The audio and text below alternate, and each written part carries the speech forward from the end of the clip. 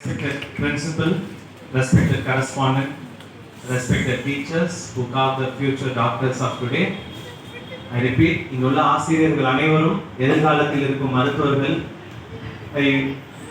ஒரு சிற்பியாக நிற்கும் இந்த ஆசிரியர்களுக்கு என் வணக்கத்தை முதற்கண் தெரிவித்துக் கொள்கிறேன். என்னை போல ஒரு மருத்துவரை உருவாக்கியதும் ஆசிரியர்கள் தான். இந்த இடத்தில் நான் சொல்வது குறிப்பிடத்தக்கது. உங்கள் அனைவருக்கும் தெரியும், நம் பெற்றோர்கள் நமக்கு முதல் ஆசிரியர்கள், நம் ஆசிரியர்கள் நமக்கான இரண்டாம் பெற்றோர்கள் என்ற கோட்பாட்டினை ஒருபொழுதும் மறக்க வேண்டாம் என்பதனை உறுதி செய்ய வேண்டும். உங்கள் அனைவருக்கும் தெரியும், சென்ற வருடம் இதே இடத்தில் மேலே இந்த ஆடிட்டோரியத்தில் உங்ககிட்ட வந்து இந்த வேர்ல்ட் எல்டர் அபியூஸ் ப்ரிவென்ஷன், அதாவது உலகத்தில் இந்த முதியோர்களை இந்த இன்னைக்கு கொடுக்கப்பட்ட பிளட்ஜில் கூட ஐ ரெஸ்பெக்ட் ஆல் எல்டர்ஸ் அப்படின்னு சொல்லியிருந்தோம். அந்த எல்டர்ஸ்க்காக நம்ம ரெஸ்பெக்ட் பண்ணணும்னு சொல்றது போன வருஷம் வந்திருந்தேன். இன்றைக்கு தேசிய மருத்துவர் தினம். உங்கள் எல்லாருக்கும் தெரியும், டாக்டர் பிசி ராய் அப்படின்னு ஒரு சிறந்த மருத்துவர் இருந்தார். அவருக்கான பிறந்த நாளை தான் இன்று தேசிய அளவில் நம்ம மருத்துவர் தினமாக அனுசரிக்கிறோம். இங்கே நிறைய பேர் மருத்துவர் ஆடைகள் அணிந்து, செவிலியர்கள் ஆடை அணிந்து எல்லாரும் இங்கே வந்திருக்கிறது மிகவும் மகிழ்ச்சியை தருகிறது. பிற்காலத்திலையும் நீங்கள் இதே போல ஒரு சீருடை அணிந்து மருத்துவர்களாகவும் செவிலியர்களாகவும் திகழ வேண்டும் என்பதனை குறிப்பிடுகிறேன்.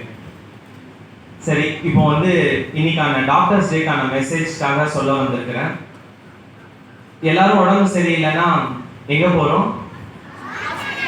ஹாஸ்பிட்டலுக்கு போகிறோம். ஹாஸ்பிட்டலில் போனால் டாக்டர் வந்து ஒருவேளை நம்ம அதிகமாக போகிறது காய்ச்சல், சளி, இருமல் அதானே இல்லையா?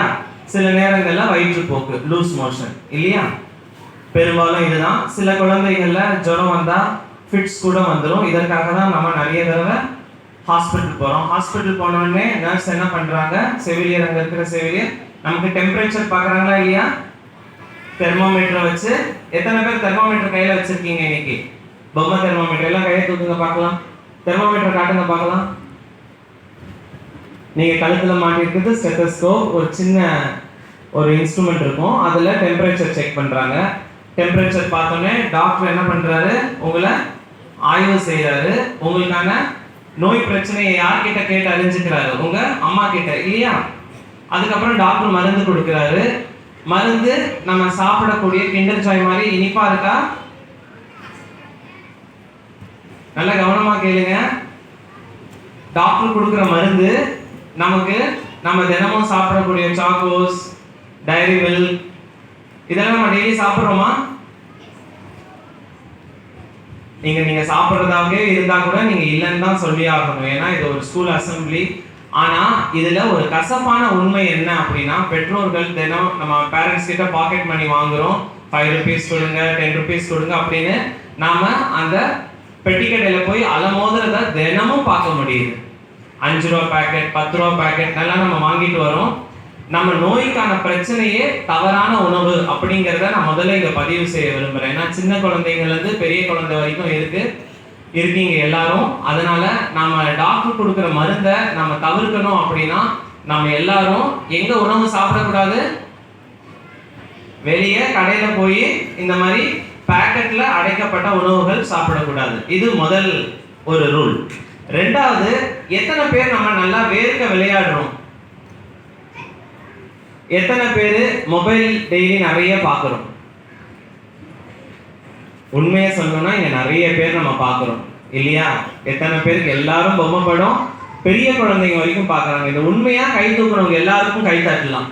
ஏன்னா நிறைய பேர் நம்மளை யாராவது தப்பா நினைச்சிருவாங்களோன்னு சொல்லிட்டு பொய் சொல்ல ஆரம்பிச்சிட்டோம். நம்ம நிறைய மொபைல் பார்க்குறோம்.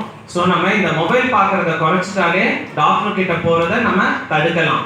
டாக்டர் ஊசி போடுறாரா இல்லையா? அது வலிக்குமா வலிக்காதா? ஸோ டாக்டர் கொடுக்குற கசப்பான மருந்து, வலிக்கிற ஊசியை தடுக்கணும்னா நம்ம என்ன பண்ணணும்? கடையில் வாங்கக்கூடிய பொருட்களை தவிர்க்கணும். ரெண்டாவது, நம்ம நல்லா மொபைலை விளையாடுறத குறைச்சிட்டு நம்ம நல்லா வேர்க்க விளையாடணும். மூணாவது, ஒரு பெரிய டாக்டர் உங்களுக்கு அறிமுகப்படுத்தினேன். இந்த டாக்டரை நீங்க எதிர்பார்த்தே இருக்க மாட்டீங்க. அதுதான் நல்ல தூக்கம். எத்தனை பேர் நைட்டு ஒரு 8 மணிலேருந்து 9 மணிக்குள்ள தூங்குறீங்க? சரி, வெரி குட். நிறைய பேர் தூங்குவீங்க. ஆனால் இங்கே நிதர்சனமான உண்மை என்னன்னா, நிறைய பேர் வீட்டில் 11 மணிக்கும் 11:30 மணிக்கு தான் தூங்குறாங்க. காரணம் பெற்றோர்களோட வேலை, கம்ப்யூட்டரில் வேலை பார்க்குறாங்க, ஆஃபீஸ் எல்லாம் கை கீழே போட்டுக்கலாம். உங்களுக்குள்ள இருக்கிற மிகப்பெரிய டாக்டருங்கிறது நல்ல தூக்கம் தான். நீங்கள் தினமும் உங்கள் பேரண்ட்ஸ் கிட்ட இனிமேல் இன்னைக்கு போய் சொல்லணும், இன்னைக்கு எங்கள் ஸ்கூலுக்கு ஒரு டாக்டர் வந்தார், எங்களை எல்லாருமே 8லேருந்து 9 மணிக்குள்ளே தூங்கணும்னு சொல்லியிருக்காரு. அந்த நேரம் நம்ம பொம்மை படம்லாம் பார்க்காம அழகாக செமத்தா தூங்கிட்டோம்னா நமக்கு கிடைக்க வேண்டிய அனைத்துமே கிடைக்கும். இந்த 3 தான் இன்னைக்கு உங்களுக்காக இன்னைக்கு சொல்ல வந்திருக்கேன். நீங்கள் விரும்பியவாறு அனைவரும் நல்ல செவிலியராகவும் நல்ல மருத்துவராகவும் வருவதற்காக எல்லாம் வல்ல இறைவனை பிரார்த்திக்கிறேன். இன்னைக்கு நாங்கள் வந்த 2ஆம் கட்ட செய்தி நிறைய இன்னைக்கு சமுதாயத்தில் முதியோர்கள் அவமதிக்கப்படுகிறார்கள். வாயளவில், பேச்சளவில், செயலளவில் நிறைய பாதிக்கப்படுறாங்க. அவங்களுக்காக ஒரு சின்ன உறுதிமொழி எடுத்துக்கலாம், அதை தமிழையே எடுத்துக்கலாம். எல்லாரும் உங்களோட கையை நேராவோ அல்லது கையை மடக்கியாவோ நீங்க பிளஸ் உறுதிமொழி எடுத்துக்கலாம். உறுதிமொழி. முதியோருக்கு எதிராக இழைக்கப்படும் அனைத்து வகை கொடுமைகளையும் இவை வாய்மொழியாகவோ வன்முறை மூலமாகவோ பொருளாதார ரீதியாகவோ எந்த உருவில் வந்தாலும் அவற்றை களைவதற்காக உரிய நடவடிக்கை எடுப்பேன் என உறுதி கூறுகிறேன். ஒரு முதியவர் கொடுமைப்படுத்தப்படுவதை முளையிலேயே கண்டுபிடித்து தலையிட்டு தடுக்கவும் அறவே நீக்கவும் என் சொந்த முயற்சியாலும் தேவைப்பட்டால் அரசு மற்றும் தொண்டு நிறுவனங்களின் துணையோடும் பாடுபடுவேன் என உறுதி அளிக்கிறேன். மேலும் அவர்களுடைய அனைத்து வகையான தேவைகளுக்கும், அதாவது உடல் வளத்துக்கும் பாதுகாப்புக்கும் அன்பு மற்றும் மனவளத்துக்கும் மதிப்பிற்கும் மரியாதைக்கும் அங்கீகாரத்திற்கும் இடையூறு ஏற்பட்டால் அவற்றை தடுத்து பாதுகாப்பேன் என்று உறுதி அளிக்கிறேன். கையை கீழே போட்டுக்கலாம். இன்னைக்கு நம்ம வீட்டுக்கு போறதுக்கு முன்னாடி இன்றைக்கு சொல்லப்பட்ட 3 முக்கியமான செய்திகள் கடையில, அதாவது முக்கியமா பேக்கரியில கிடைக்கக்கூடிய பப்ஸ், சிப்ஸ், இந்த மாதிரி அனைத்து வகையான பொருட்களையும் எந்த நாளிலுமே நம்ம தடுக்க வேணும் அப்படிங்கிறது முதல் உறுதிமொழியா இருக்கட்டும். டாக்டர்ஸ் டே அன்னைக்கு ஆரோக்கியமா நம்ம வாழ. 2வது, செல்போன் பயன்பாட்டினை அறவே நீக்க வேண்டும், நல்ல வேர்க்க விளையாட வேண்டும். 3வது, early to bed early to rise makes man healthy wealthy wise. நம்ம சீக்கிரம் டெய்லி நைட்டு தூங்க பழகுவோம்.